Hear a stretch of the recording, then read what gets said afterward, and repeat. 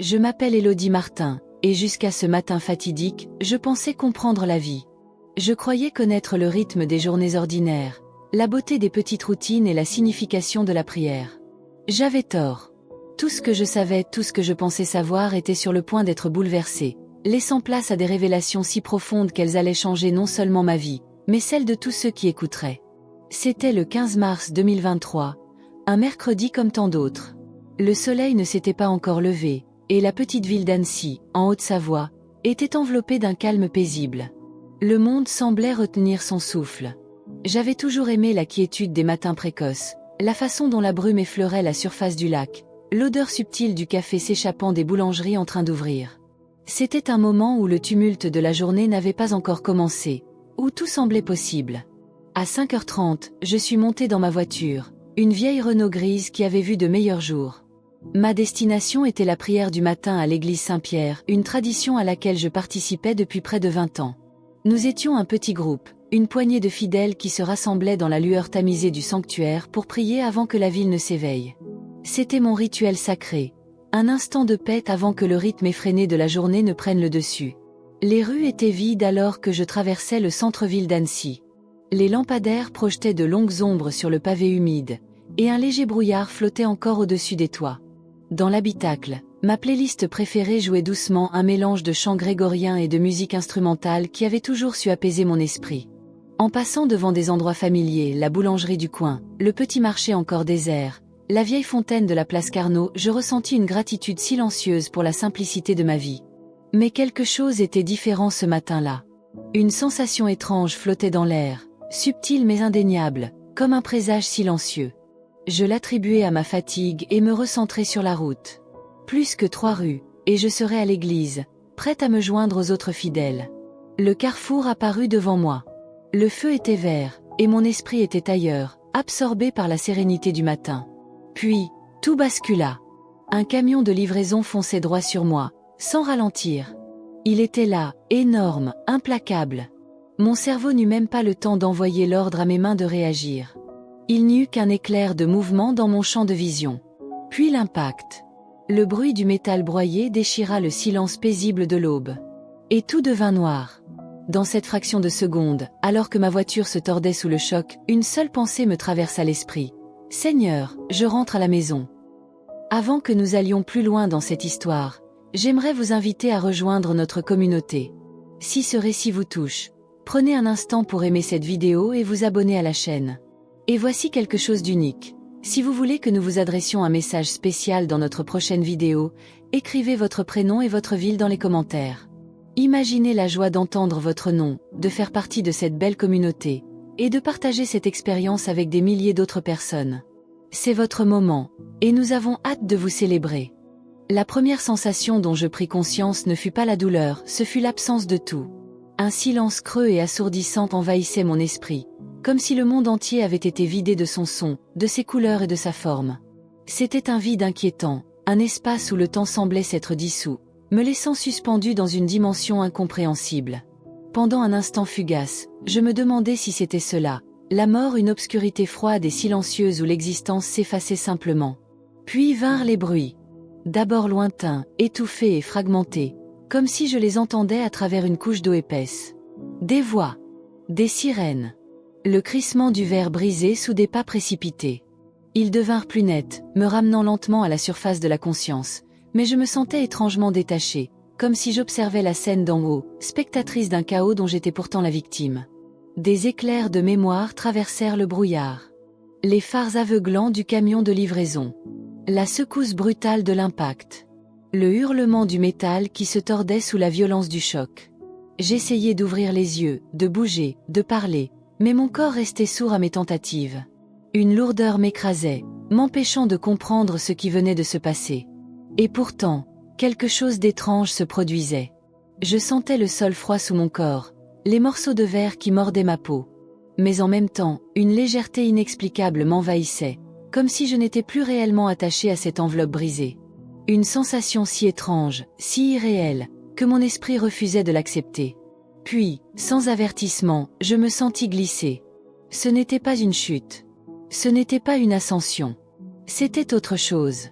Une séparation. Je quittais mon corps. Ce n'était ni terrifiant ni douloureux. C'était naturel. Comme si j'ôtais un manteau trop lourd après une longue marche sous la pluie. Il y avait une douceur dans ce départ, une fluidité qui défiait tout ce que j'avais cru connaître du monde physique. Les sons de l'accident s'estompèrent, leurs échos s'éloignant comme un rêve dont on s'éveille lentement. Je n'entendais plus les cris des secours, ni le tumulte de la ville qui reprenait vie. En revanche, une paix absolue m'enveloppait. Une chaleur douce et réconfortante se répandait en moi, non pas comme une chaleur extérieure, mais comme une lumière intérieure qui dissolvait toute peur, toute douleur, toute confusion. J'étais entre deux mondes. Et puis, au loin, une lueur apparut. Elle n'était ni aveuglante ni brutale, mais vivante, vibrante. Elle semblait respirer, comme un cœur battant d'une présence qui dépassait tout ce que mon esprit humain pouvait concevoir. Et au milieu de cette lumière, ils étaient là. D'abord, ce ne furent que des silhouettes à peine perceptibles, flottant dans la clarté comme des reflets sur l'eau. Puis, à mesure que j'avançais, ou peut-être étaient-ce eux qui s'approchaient, leurs formes se précisèrent. Ils n'étaient pas humains. Et pourtant, ils étaient d'une beauté indescriptible. Des êtres de lumière, rayonnants et purs, mais si différents de l'image traditionnelle des anges que l'on voit dans les tableaux ou que l'on imagine dans les récits religieux. Ils n'avaient ni ailes, ni auréoles, ni visage distinct. Pourtant, je savais avec une certitude absolue qu'ils étaient là pour moi. Ils émanaient un amour d'une intensité telle qu'il me submergea instantanément. Ce n'était pas un amour comme celui que l'on connaît sur Terre, c'était un amour inconditionnel, absolu, qui pénétrait chaque fibre de mon être et m'emplissait d'une sérénité infinie. L'un d'eux s'approcha ou plutôt, nos consciences s'entrelacèrent. Il n'y avait pas de mots entre nous, pas de langage humain. C'était une communication pure, faite d'émotions, de pensées et de vérité. Et dans cet échange, je ressentis un accueil si profond, si total, que mon âme en pleura de joie même si je n'étais plus sûre d'avoir des yeux pour verser des larmes. Puis, dans cet amour immense, une question muette flotta vers moi. Ce n'était pas une demande. Ce n'était pas une interrogation. C'était une invitation. Es-tu prête? Prête pourquoi? Avant même que je puisse formuler une réponse, la lumière autour de moi changea. Elle vibra, s'ouvrit, et révéla quelque chose d'encore plus grand. Quelque chose qui allait bouleverser tout ce que je croyais connaître sur la vie, sur la prière, et sur le sens même de l'existence. La lumière m'enveloppait complètement. Chaque fragment de mon être était absorbé par cette présence indescriptible. Ce n'était pas un simple éclat lumineux, c'était une intelligence vivante, une énergie vibrante qui semblait murmurer à mon âme des vérités oubliées depuis toujours. Je n'avais plus de corps, du moins pas dans le sens où je l'avais connu. Pourtant, je me sentais plus vivante que jamais. C'était comme si toute ma vie terrestre avait été une version floue de la réalité, et que maintenant, enfin, je pouvais voir clairement. Je me laissais porter, sans crainte, dans cette mer de lumière. Les couleurs qui m'entouraient défiaient toute explication, des teintes que mes yeux humains n'auraient jamais pu percevoir, des nuances qui semblaient posséder une musique propre. Chaque couleur chantait, chaque pulsation vibrait d'une manière qui dépassait mon entendement. Mais ce qui était le plus extraordinaire, c'était la paix absolue. Une paix si profonde qu'elle effaçait tout souvenir de peur, toute douleur, toute inquiétude. C'était une paix vivante, une paix qui aimait. Alors que je me laissais emporter par cette énergie bienveillante, quelque chose changea. Une présence approchait. Ce n'était pas un mouvement physique, car ici, il n'y avait ni temps ni espace. C'était une conscience, une essence qui s'approchait de la mienne. Cette présence n'était pas une voix, ni une silhouette, mais une certitude absolue, une force qui me connaissait entièrement. J'étais vue. J'étais connue. Et pourtant, il n'y avait aucun jugement. Seulement un amour qui transcendait toute compréhension. Puis les visions commencèrent. D'abord, elles vinrent sous forme d'éclats des souvenirs de mon propre passé, mais avec une clarté nouvelle. Je me vis enfant, assise sur le banc d'une église avec ma grand-mère, observant ses lèvres murmurant une prière que je ne comprenais pas encore. Je me vis à l'adolescence, cherchant un sens à ma foi, posant des questions auxquelles personne ne semblait pouvoir répondre. Je me vis à différents moments de ma vie, priant parfois avec ferveur, parfois distraitement. Mais ce n'était pas seulement moi que je voyais. Je voyais l'effet de chacune de mes prières. Elles n'étaient pas de simples mots perdus dans l'univers. Elles formaient des ondes, se propageaient comme des vagues sur l'eau, touchant d'autres âmes d'une manière que je n'aurais jamais pu imaginer. Une simple prière chuchotée pouvait voyager bien au-delà de celui qui l'avait prononcée, atteignant des lieux et des personnes que je ne rencontrerais jamais. Puis vinrent les prières des autres. J'assistais à des moments intimes à travers le temps et l'espace. Une mère en pleurs, agenouillée au chevet de son enfant malade, sa prière silencieuse plus puissante que n'importe quel sermon. Un vieil homme, seul dans une église vide, murmurant un dernier merci avant de quitter ce monde. Un prisonnier, les mains liées, les yeux fermés, priant sans parole, son âme s'élevant au-delà des barreaux de sa cellule. Chaque prière avait une vie propre. Aucune d'elles ne disparaissait. Elle montait, se mêlait, créait une mélodie invisible que seul l'infini pouvait entendre. Et dans cette vision, une vérité me frappa avec une force inouïe. Aucune prière n'était ignorée. Pas une seule. Même les prières dites dans le doute, même celles murmurées avec lassitude, même celles qui semblaient n'avoir aucune réponse immédiate. Tout était entendu. Tout était précieuse. Je voulais comprendre davantage. Je voulais voir jusqu'où ces prières allaient, comment elles façonnaient le monde d'une manière invisible aux yeux humains. Mais avant que je ne puisse poser cette question silencieuse, la lumière changea. Elle s'intensifia. Et je compris alors que j'étais sur le point de rencontrer quelque chose ou quelqu'un qui allait bouleverser mon existence d'une manière que je n'aurais jamais cru possible. La lumière autour de moi vibrait, s'intensifiait, emplissant chaque parcelle de mon être. C'était une présence vivante, consciente, un amour si pur qu'il me submergeait totalement. Et alors, je compris, je n'étais pas simplement en train d'observer, j'étais appelé. Quelque chose s'approchait. Ce n'était pas une silhouette, ni une figure humaine, mais une puissance infiniment grande et pourtant infiniment proche.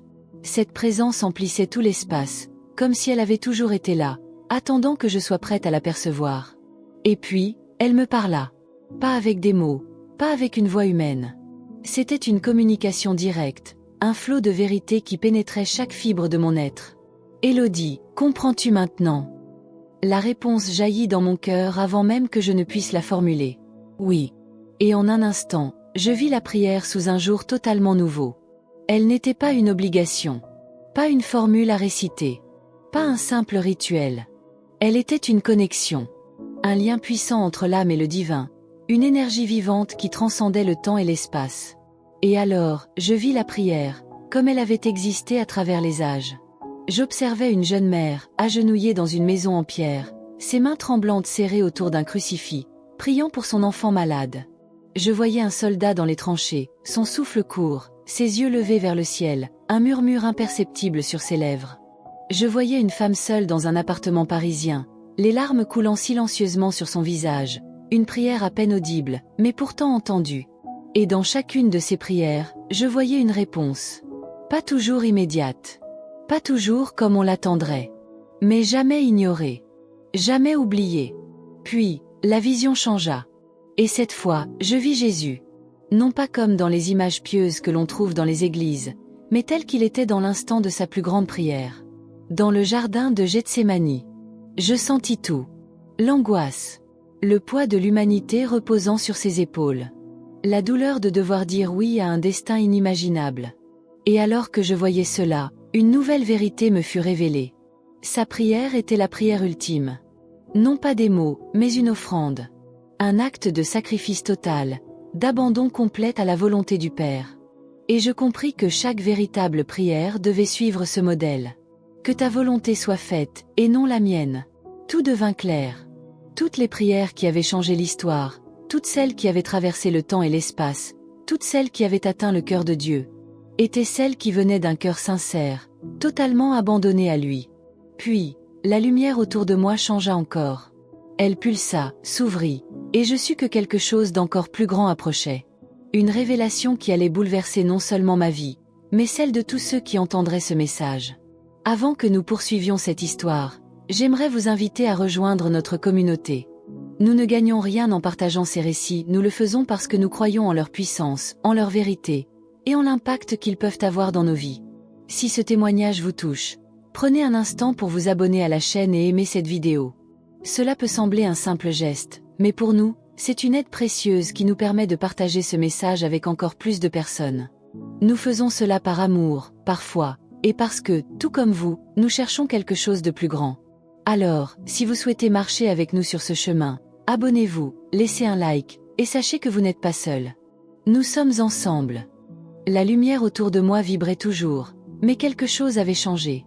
Une nouvelle sensation s'imposait à moi, quelque chose de lourd, de dense, de terrestre. J'étais toujours là, toujours enveloppée dans cette présence infinie, et pourtant, quelque chose me tirait vers l'arrière. Le temps, qui n'existait plus pour moi quelques instants plus tôt, semblait soudain reprendre son cours. Je ressentis un léger déséquilibre, comme si mon être tout entier était rappelé. Je compris alors. Je devais revenir. Un instant plus tôt, j'étais prête à me fondre dans cette lumière divine, à rester dans cette paix éternelle qui surpassait tout ce que l'esprit humain pouvait concevoir. Mais maintenant, une force irrésistible m'attirait vers ce que j'avais laissé derrière moi. Puis, la douleur revint. Elle déferla sur moi comme une vague brutale, m'arrachant à l'infini pour me ramener dans la limite du corps. C'était un choc violent, comme si j'étais projetée dans une enveloppe trop étroite, trop fragile. J'ouvris les yeux. Des lumières rouges et bleues clignotaient autour de moi.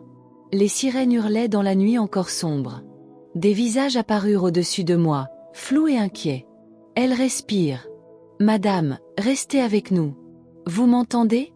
J'essayai de parler, mais aucun son ne sortit de ma bouche.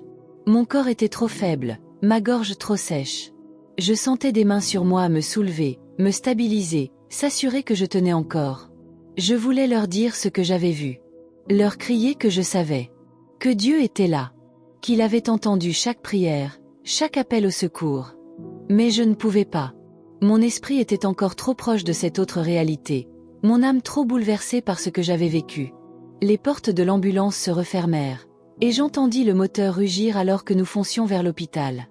Je fermai les yeux et respirai profondément, malgré la douleur qui serrait ma poitrine. Le souvenir de la lumière, de cette voix, de cet amour absolu, tout était gravé en moi. Et une seule phrase résonnait encore, douce mais indéniable. Tu as une mission. Je ne savais pas encore comment. Je ne savais pas encore quand. Mais je savais pourquoi. Ce que j'avais vu ne pouvait pas rester en moi. Je devais le partager. Et alors que l'ambulance filait dans la nuit, je compris que ce n'était pas la fin de mon histoire. C'était le début. Les jours qui suivirent furent un mélange de douleur, de confusion et d'éveil brutal. Mon corps portait encore les stigmates de l'accident, chaque mouvement était une lutte, chaque respiration un rappel de ma fragilité humaine. Mais mon esprit, lui, était ailleurs. Je n'étais plus la même. Les médecins parlaient de miracles. On m'avait expliqué que mon cœur s'était arrêté pendant plusieurs minutes avant de repartir inexplicablement. Aucun d'eux ne comprenait comment j'avais survécu. Mais moi, je savais. J'étais revenue, mais je n'étais plus la femme qui avait pris sa voiture ce matin-là. Chaque nuit, quand l'hôpital s'endormait et que le silence s'installait dans ma chambre, je fermais les yeux et je me revoyais là-bas, dans cette lumière, dans cette paix indescriptible. Je sentais encore la chaleur de cette présence infinie. J'entendais encore cette voix douce mais puissante. Tu dois leur dire. Mais à qui? Et comment? Allongé sur mon lit d'hôpital, je me débattais avec ces questions. Me croiraient-ils? Me prendraient-ils pour une folle? Comment traduire avec des mots humains quelque chose qui dépassait toute compréhension? Le doute commença à s'insinuer en moi, sournois, me soufflant que je devrais oublier, que tout cela n'était qu'un rêve né du traumatisme. Mais chaque fois que je tentais de fuir cette mission, la vérité me rattrapait. Je n'avais pas imaginé cette lumière. Je n'avais pas rêvé cette voix. Je n'avais pas inventé cet amour infini qui m'avait traversé et rempli.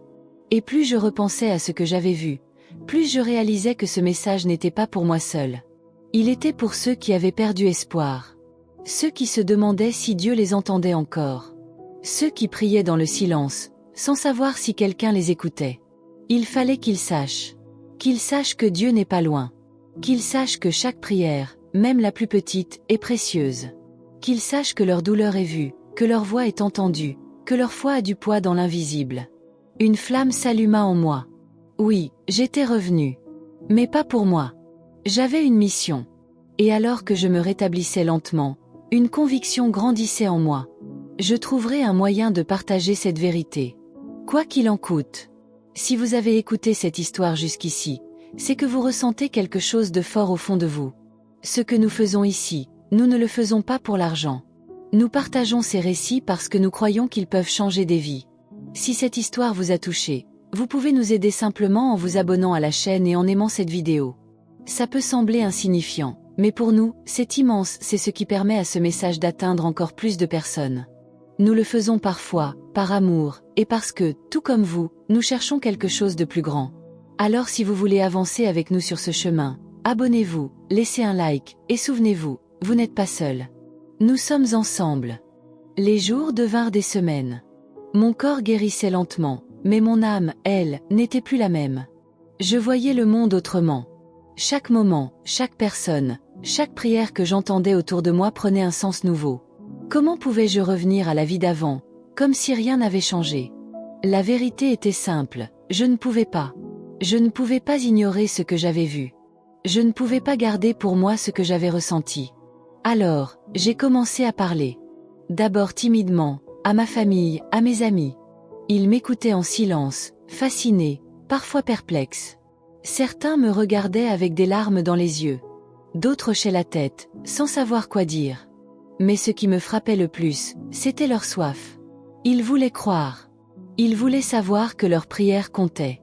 Ils voulaient entendre que Dieu était proche, même dans leur silence. Et alors, j'ai compris. Ce message ne m'appartenait pas. Il appartenait à tous ceux qui avaient besoin d'entendre ces paroles. À ceux qui avaient abandonné la prière, pensant qu'elle ne servait à rien. À ceux qui se demandaient si Dieu les entendait encore. À ceux qui avaient été blessés par la vie et avaient cessé de croire. Ils devaient savoir. Je ne savais pas où cela me mènerait. Je ne savais pas combien de personnes écouteraient. Mais je savais que ma mission était de le dire, encore et encore, jusqu'à ce que ceux qui en avaient besoin entendent. Car ce que j'avais vu, ce que j'avais ressenti dans cette lumière, c'était réel.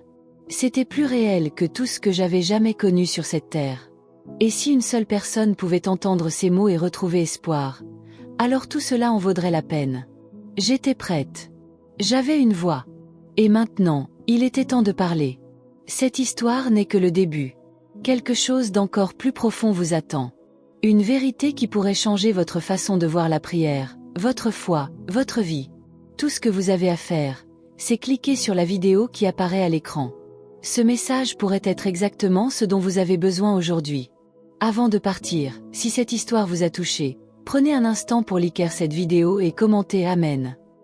Faites-le comme un acte de foi, comme une déclaration que vous êtes prêt à recevoir encore plus de bénédictions.